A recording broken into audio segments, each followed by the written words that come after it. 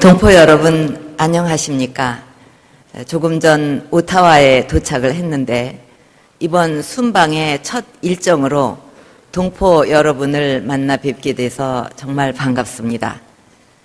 캐나다는 국토 면적이 세계 2위인 그야말로 넓은 나라인데 먼 거리를 마다하지 않고 함께 해주신 동포 여러분께 감사드립니다. 제가 2001년에 국회의원으로 국정감사차 오타와에 왔던 기억이 납니다.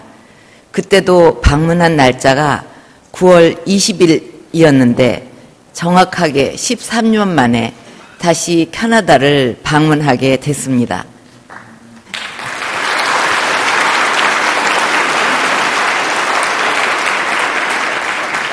일부러 그렇게 날짜를 맞출래도 쉽지 않을 거라고 생각합니다. 제 기억에 당시 캐나다 한인사회 규모가 10만 명 정도였는데 지금은 2배 가까이 늘어나서 20만 명이 된다고 들었습니다. 또 이 자리에도 참석하신 한인 최초의 연방의원 연아 마틴 의원님을 비롯해서 한인 최초로 캐나다 장군이 되신 정환석 장군님, 세계 최초로 에이즈 백신을 개발해서 노벨상 후보에까지 올랐던 강치룡 교수님 등 자랑스러운 캐나다 한인 동포들이 많이 계십니다. 그리고 이런 훌륭한 선배들의 뒤를 이어 1.5세대, 2세대 동포들이 언론과 의료, 법조계 등 전문직에 활발하게 진출해서 동포 사회와 캐나다 발전에 기여하고 있다고 들었습니다. 그만큼 우리 동포 사회가 크게 성장했고 존경받는 모범적인 커뮤니티로 캐나다 내에서의 위상도 크게 높아진 것입니다. 특유의 근면성과 도전 정신으로 한국과 캐나다 양국 발전에 기여하고 계신 동포 여러분이 정말 자랑스럽습니다. 동포 여러분, 한국과 캐나다는 지구 반대편에 위치한 먼 나라이지만 100년이 넘는 오랜 우정을 쌓아온 가까운 친구 나라입니다. 일제강점기에 우리와 함께 항일 운동을 했던 프랭크 스코필드 교수님은 서코필이라는 한국 이름까지 가졌고 우리 국립묘지에 안장된 첫 외국인이 됐습니다. 6.25 전쟁 때는 미국, 영국에 이어 세 번째로 많은 병력을 파병해서 가평 전투 등 혁혁한 전공을 세우면서 우리의 자유민주주의를 지키는 데 크게 기여했습니다. 그리고 이러한 우정을 토대로 지금 양국은 새로운 미래를 향한 여정을 함께하고 있습니다. 양자 협력을 넘어 UN, APEC, G20 등 다자 협의체에서도 긴밀히 협력하는 가장 가까운 우방으로 발전해 가고 있습니다. 이처럼 양국이 두터운 우정을 쌓아 올릴 수 있었던 밑바탕에는 활발한 인적 교류가 자리 잡고 있습니다. 한인 이민도 크게 늘었고 한 해 두 나라를 방문하는 한국인과 캐나다인이 각각 12만 명을 넘어서고 있습니다. 또 유학생, 워킹 홀리데이 등 양국 청년들의 교류가 활발해지고 있어서 양국의 미래를 더욱 밝게 하고 있습니다. 그리고 이번에 한 캐나다 FTA의 정식 서명이 이루어질 예정인데 양국 관계가 보다 높은 단계로 도약하는 중요한 계기가 될 것입니다. 그동안의 양국 간 교역과 투자는 주로 에너지, 자원과 제조업 위주로 발전되어 왔는데 FTA를 통해서 서비스 산업, 문화 산업까지 망라하는 포괄적 파트너십으로 발전하게 됩니다. 이번에 하퍼 총리와 정상회담을 갖고 양국 관계 발전을 위해 많은 것들을 논의하면서 동포 여러분을 위한 지원과 협력도 당부할 생각입니다. 나날이 발전하는 양국 관계가 동포 여러분에게 더 큰 발전의 기회로 이어질 수 있도록 최선을 다하겠습니다. 동포 여러분, 올해 우리나라가 여러 가지로 어려움을 겪고 있는 것을 여러분께서도 잘 알고 계실 것입니다. 하지만 저는 지금의 이 어려운 시기를 우리 대한민국이 새롭게 태어나고 더 크게 전진하는 소중한 기회로 만들어야 한다고 생각합니다.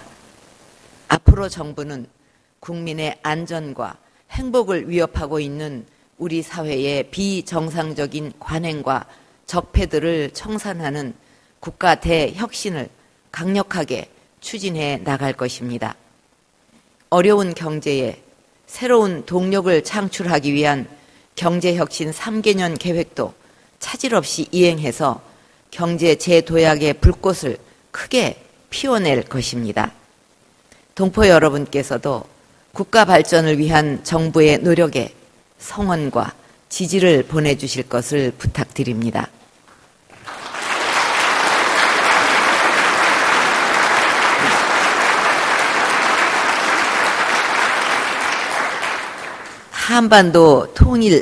한반도 평화 통일을 위한 준비도 더 이상 늦출 수 없는 막중한 시대적 과제입니다.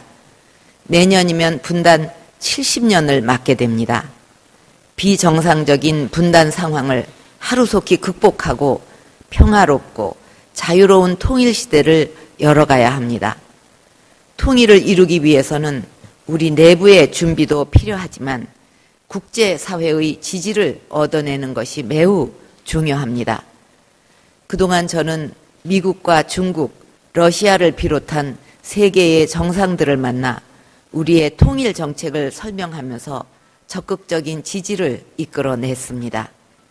한반도 통일의 비전을 캐나다 국민들도 공감할 수 있도록 동포 여러분께서도 많이 노력해 주시고 한 분 한 분이 통일의 전도사가 되어 주시기를 바랍니다. 동포 여러분, 캐나다에 살고 계신 여러분을 비롯해서 세계 각지에서 미래를 개척하고 계신 700만 재외 동포들은 대한민국의 소중한 자산입니다.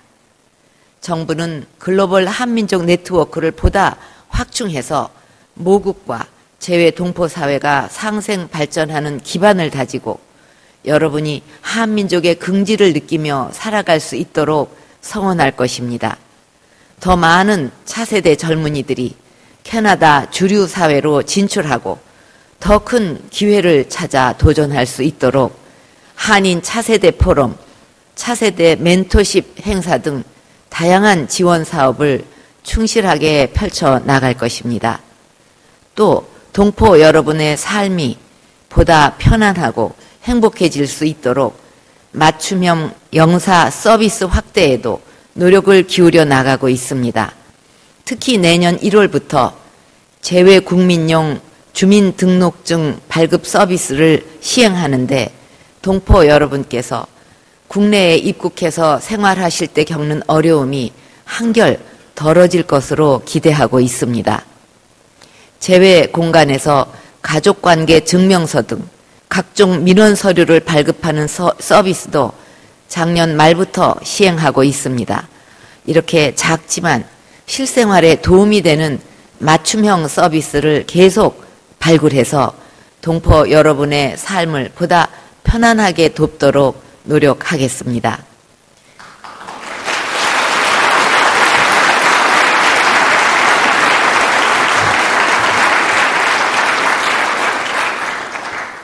차세대 동포들이 한민족의 정체성을 지키면서 성장할 수 있도록 돕는 일도 매우 중요한 과제입니다. 정부는 차세대 동포들에 대한 한국어와 우리 역사, 문화 교육을 국정과제로 선정하고 중점 지원하고 있습니다. 캐나다 내에 한글 학교가 109개에 달할 정도로 여러분께서 한글 교육에 많은 노력을 기울여 오셨는데 정부도 한글 학교 지원 확대 등을 통해 힘을 더해 드리겠습니다.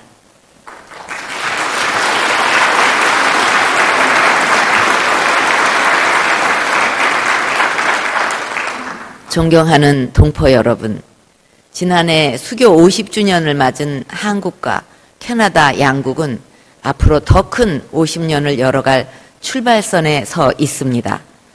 그 새로운 미래의 중심에 계신 분들이 바로 우리 캐나다의 20만 동포 여러분입니다. 앞으로도 여러분이 양국 우정의 가교가 되어주시고 더 큰 미래로 함께 도약하는 든든한 토대가 되어주시기를 바랍니다.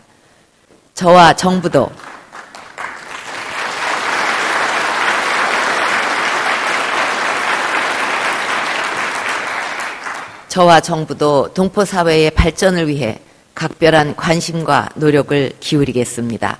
감사합니다.